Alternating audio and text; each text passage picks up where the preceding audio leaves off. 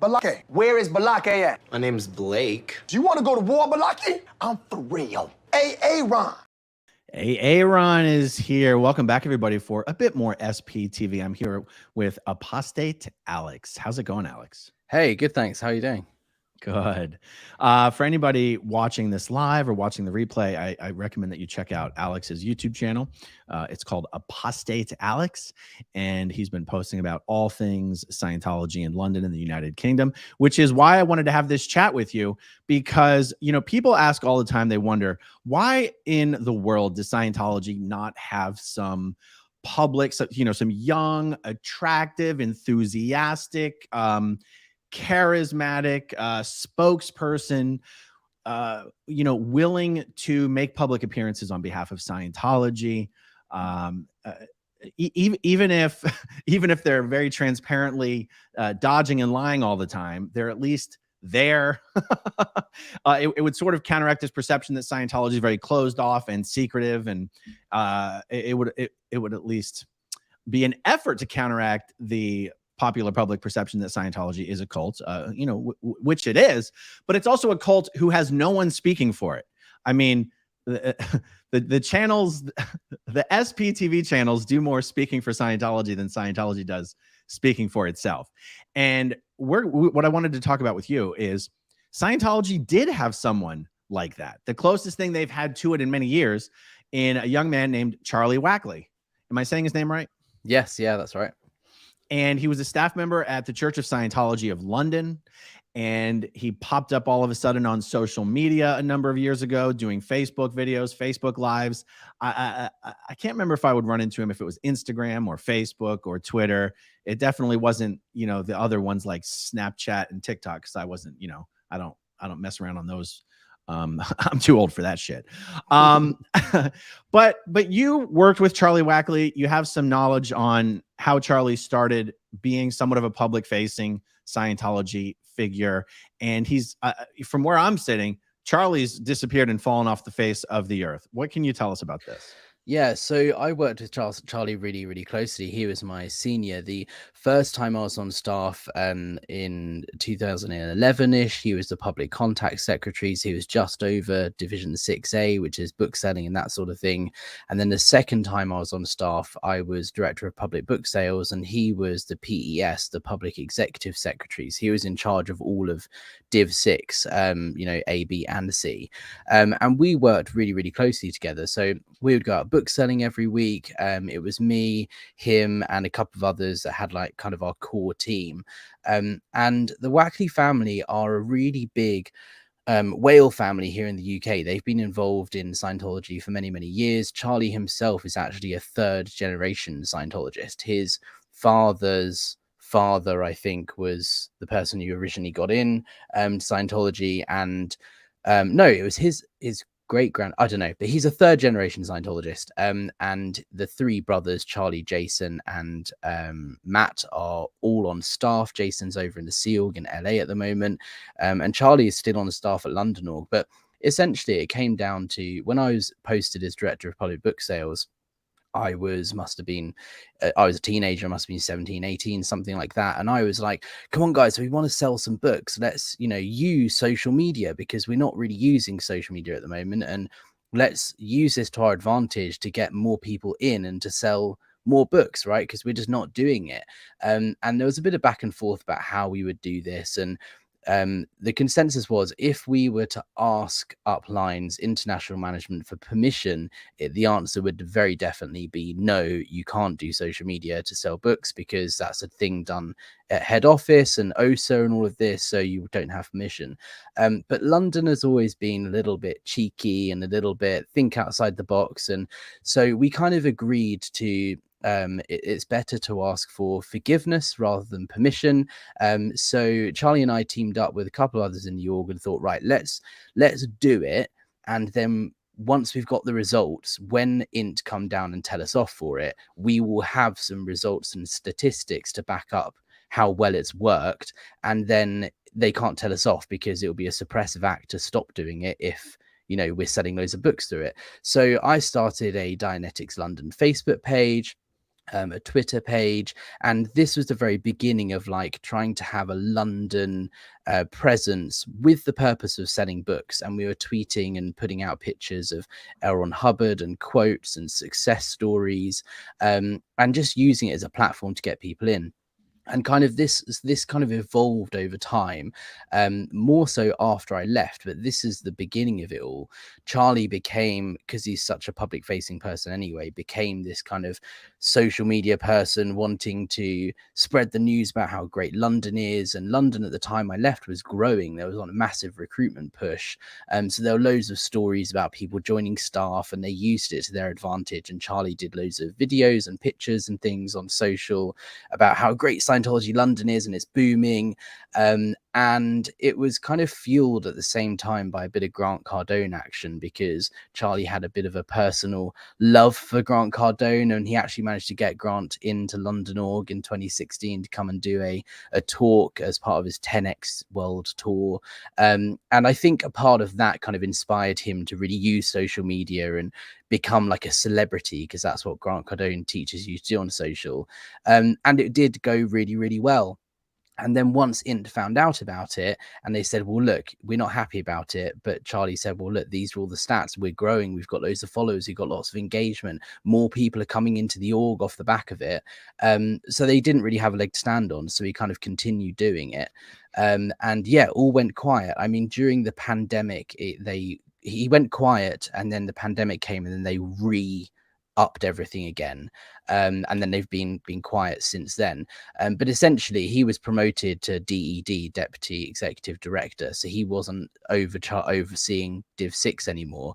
And to be honest with you, I don't think he got in trouble or anything like that. I think it's just that he suddenly has a new role looking after so much, and being responsible for all of these messages from uplines all the time. I think he's just, because he's not doing a Div 6 role, he's not focusing on it anymore. And whoever has taken his post is not as confident in the social side of things.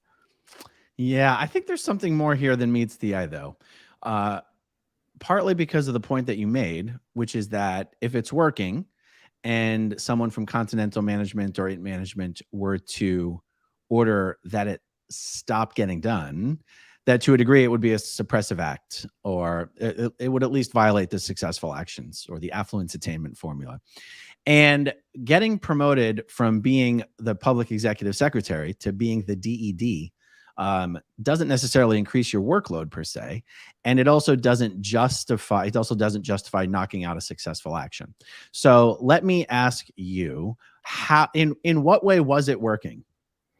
I mean, when I was there, it was growing. So it went from nothing, on Facebook and Instagram and Twitter and stuff, a new account, it was growing in terms of followers and people clicking through to the website. And we definitely saw an increase in people doing the personality test, and people were coming into we're not talking hundreds, we're talking one or two here and there, but that's more than what they got otherwise. So there were enough people coming through that had said they'd seen us on social, and it also was coupled around the time of Superpower and all of that in 2014. And for some reason, I don't know why, but London had a big it must have been part of a non-E campaign, but a big amount of funding sent through from I guess it was from Int or wherever, to do like a local ad campaign. So for the first time I'd ever seen it, they had big billboards and Scientology posters and things on the tube in London, which I guess they would have done when the org first opened in 2006. But since then, there just wasn't any budget to do like a non-E campaign in London. So around the same time, they were given loads of money to do this big thing. And it was just a really big campaign to get people, they re-recorded all of the Scientology ads that run at Super Bowl and stuff. They re-recorded them with a British accent just to run on British TV. There was even one ad that was banned by the Advertising Service Authority because it was the one called Our Help Is Yours, and it goes on about how we've helped this many people get off drugs and Voices for Humanity, and like kind of giving you all the stats. And the ASA basically came down on them and said, you have no proof that any of these stats are real, and banned the ad.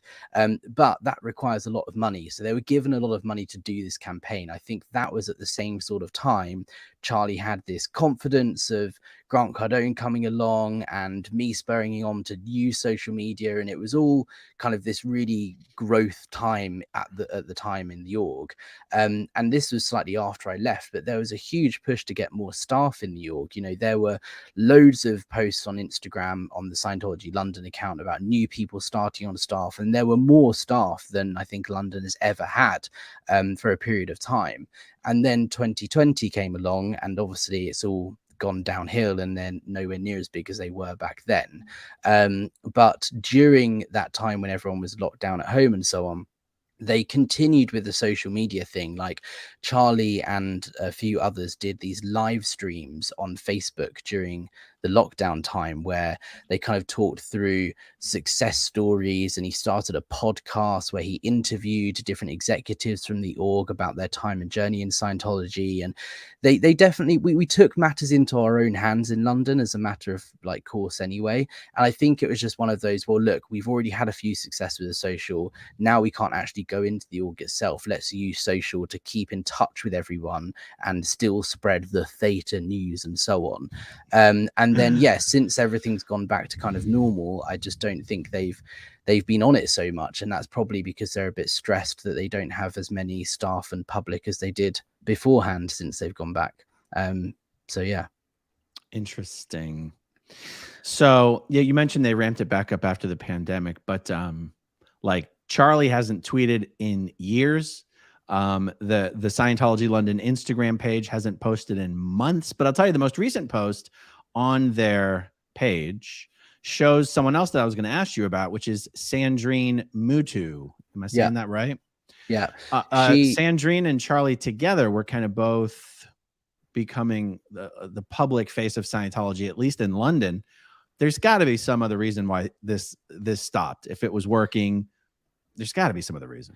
Yeah, she started after I left, so I didn't actually know her, but I gathered she would have been probably the PCS, Public Contact Secretary, or Public Book Sales, taking my post after I left. But the two of them were kind of really using social, and I think I haven't seen this tactic being used by other orgs anywhere else in the world. So I feel like either it was we did it and we kind of had some successes from it and it was used as a pilot or whatever, but it was quite successful. And I imagine because the stats crashed afterwards, you know, everything closed down and going back in and there's not many people there and so on, because of that, I wonder if intercontinental management were like, well, it's not working, stop doing it now because you need to focus on, you know, you're in an emergency formula.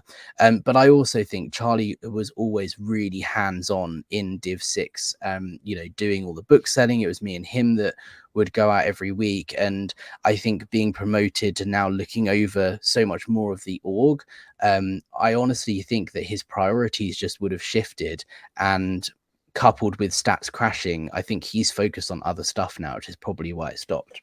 But he also definitely got a bit of backlash because there was one time when I was on staff and it was the very start of this, he started a Reddit feed. It was like an Ask Me Anything thing where he said, I'm a Scientologist and I volunteer at the church in London. I want to have like an open, honest conversation with people. Ask me anything because I'm sick and tired of seeing all this bad press about Scientology. And it's a fascinating read, like the questions that were asked of him at the time and his response.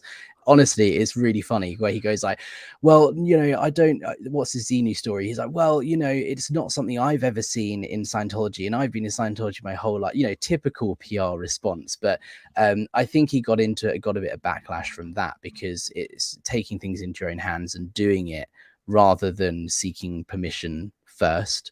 But yeah, it's interesting to see for sure. And also couple into the fact his mum, Natalie Wackley, she used to come out as an FSM book selling with us, and she was on this huge recruitment cycle to get her onto staff for ages and ages while I was there, and she finally got recruited and she was posted. This is what I mean about the expansion that happened after I left. the test center on Tottenham Court Road was only really used to sell books. Although there are course rooms there, it was never used for that. It was always done at the main org. She was actually posted as test center IC in charge. She was in charge of the test center, and they had courses being delivered there. So the fact that they started staffing up the second building to deliver courses as well as at the main org just shows they had way more staff, and they were definitely succeeding. But there's no way they're like that now. So I would imagine it's just because things have crashed and they've lost staff and they've lost public. They're probably just reining it back in and going, well, we need to stop doing all this social media stuff. Well, it is interesting. I'll continue to harp on this point that it seems like there's something else going on more than meets the eye, because even if you mentioned earlier, being in the emergency formula, the first step of emergency formula is to promote. And, if he was promoted to the DED, it's not like that puts him in a supervisory role of the entire org. The DED doesn't run the entire org. The DED runs the procurement and delivery lines. So, the statistic of the DED is in and started. And that means brand new people coming in for the first time and starting a new service. It also means people in Division 4 coming in and starting a major service. And so it would still be in Charlie's best interest as the DED to continue the successful actions of social media promotion, whether it was even if everything's crashed right now and they don't know what to do and it's all very desperate. It's like, well, you're just supposed to do the things that already worked is what you're really supposed to do. And the fact that it's not being done, and you said it worked, you said it did work. And the fact that it did work and it's not being done is what makes me think there's something more going on than meets the eye. And hey, look, we all know David Miscavige does not really want Scientologists out there putting themselves out there on the internet. There's other ways that's even true. There was someone here, a local Scientologist. God, I want to pull up their name really quick right now. Let me see if I can do it without making everybody wait for me. Oh, come on. Oh, wait, is that? No, I'm not. Okay, it's going to take too long. A local Scientologist in Clearwater, where I live, she actually wanted to run for city council. And Scientology actually told her, do not do that. Do not put yourself into the public where now the newspaper is going to be writing articles about you. It's going to just result in a rash of bad negative press about Scientology. I think to an extent that is true for public or staff member Scientologists who tried to do what Charlie and Sandrine did.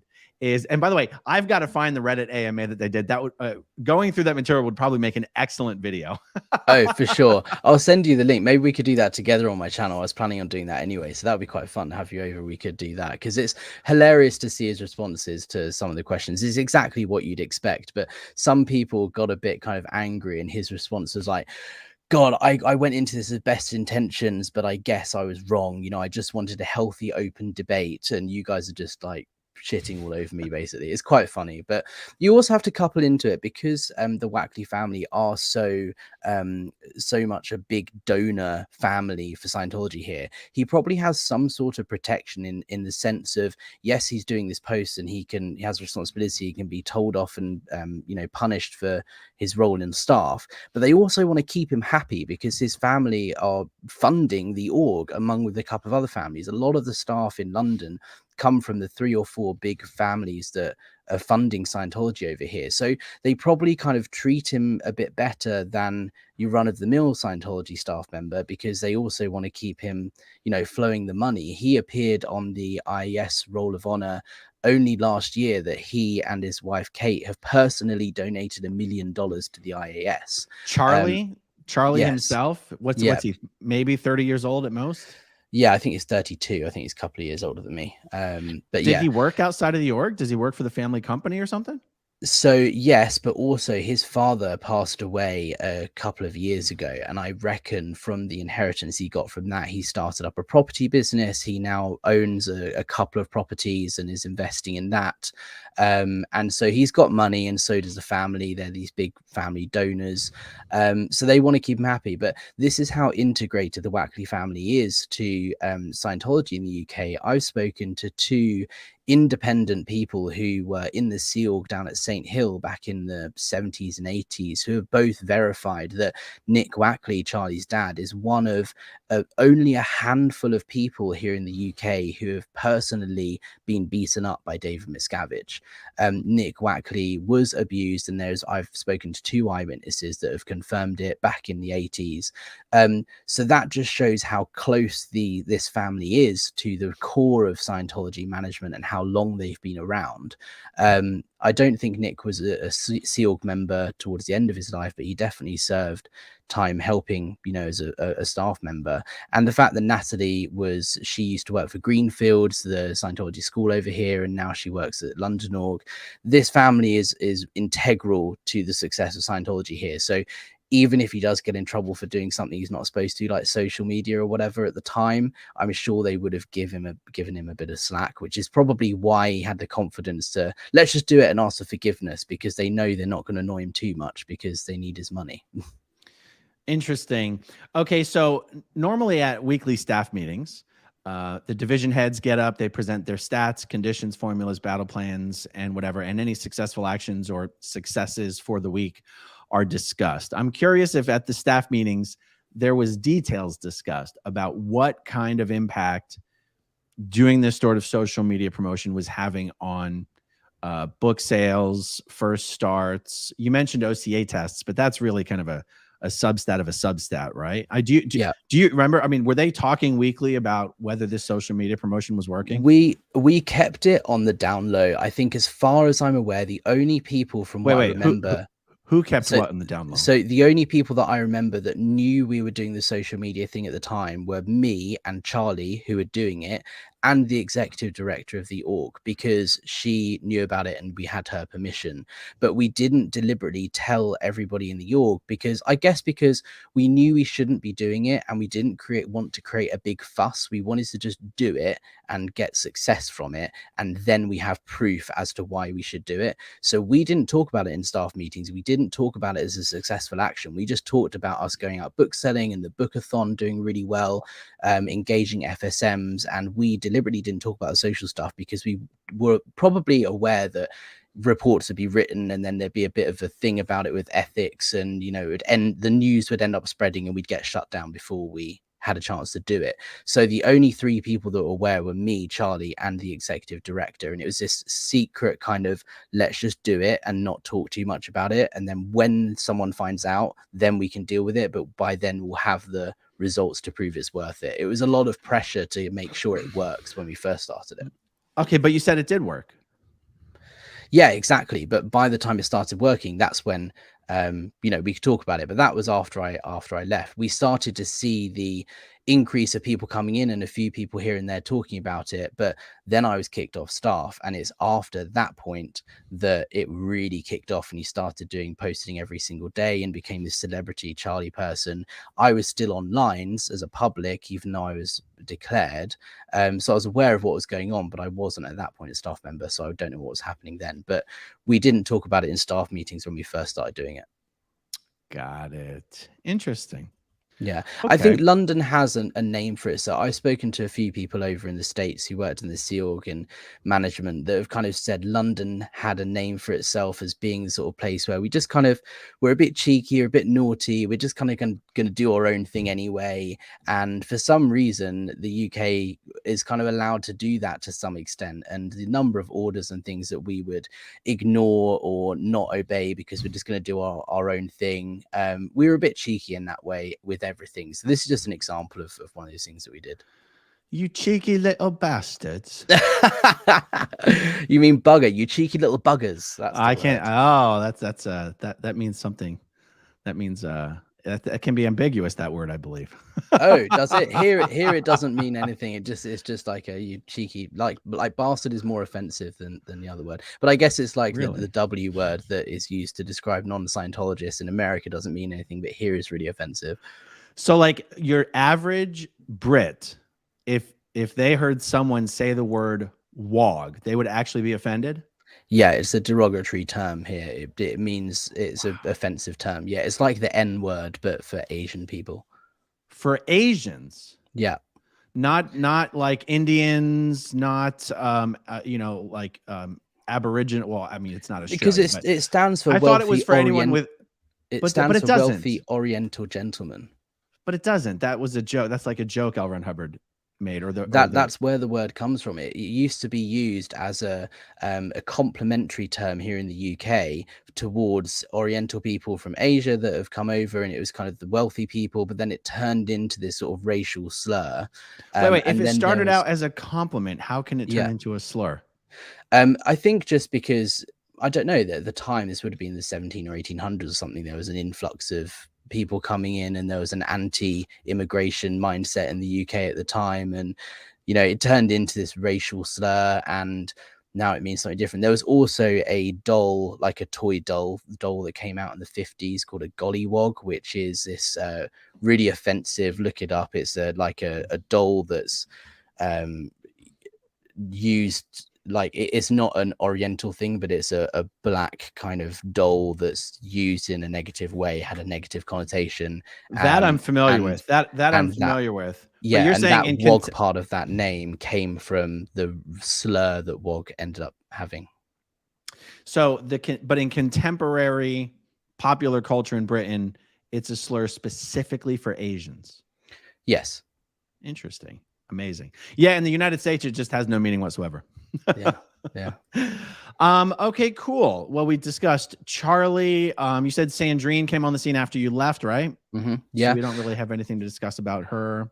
One thing also to note, just while I've got you and we're on this topic, really interestingly, we should look into this, but around the time of the chase wave, 2015, 16, 17 predominantly, I looked up all of the staff members I remember from my time on staff, and during this period, they all went from, like, Charlie, for example, had done the student hat in 2015 and then nothing really bridge-wise, and then suddenly 2017 went to clear, and in the space of like a year went up to OT2, and 90% of the staff at London Org went from very introductory basic levels, and in the space of like a year or two up to like OT1, OT5, OT3, within the space of like 2016 to 2018, which coincides with the chase wave thing. And I just think it's interesting that a huge cohort of staff here in the UK suddenly went up the bridge. And I just wonder why. I don't know the answer, but it's definitely partly because the staff members were being encouraged to pay for their Scientology services so that the org could get credit on their official Division 4 stats instead of just their Division 5 stats for delivering that auditing. Mm-hmm. But you've also got to remember, as a Class 5 org, we didn't deliver at London the OT levels, for example. So all of that advanced stuff would have been done at St. Hill. So that's not money that London org would have. Oh, no, for sure. But in order to get those guys eligible or prepared to go to the AO for their OT levels, they'd have to finish all of their grades, all of their NED, a vast majority of their FPRD. You can get away with delivering that FPRD at your local org if you pretend like it's not OT preps. Sure. Anyhow, that is interesting. I think that definitely is related to the chase wave stuff. Yeah. All right. Anything else we want to say about this? That's it for now from me. Okay, cool. Everybody check out Apostate Alex's YouTube channel. I'll put a link to it in the description down below. And yeah, I've been keeping an eye on the chat. Doesn't look like, looks like we're all good there. Thanks for watching, everybody. Awesome. Thanks to everyone who watches until the very end. And we'll talk to you soon. Okay, if you want to see my rock and roll songs, click right on this guitar. And if you want to see a different one of my videos,